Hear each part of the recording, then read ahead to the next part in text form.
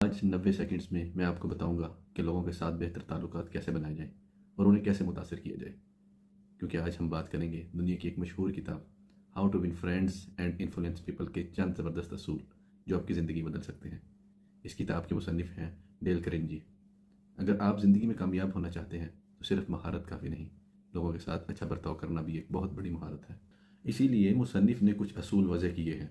Number 1, किसी पर तनकीद ना करें। लोग तनकीद सुनना पसंद नहीं करते। अगर आप किसी को बदलना चाहते हैं तो तनकीद की बजाय तारीफ़ और हौसला अफजाई करें। नंबर 2, लोगों की सच्ची तारीफ़ करें।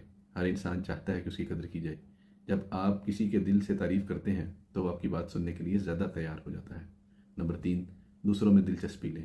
ज़्यादातर लोग सिर्फ अपनी बात करना चाहते हैं, लेकिन जो शख्स दूसरों में दिलचस्पी लेता है वो बहुत जल्द दोस्त बना लेता है। नंबर 4, मुस्कुराहटें। एक सादा सी मुस्कुराहट भी लोगों के दिल जीत सकती है।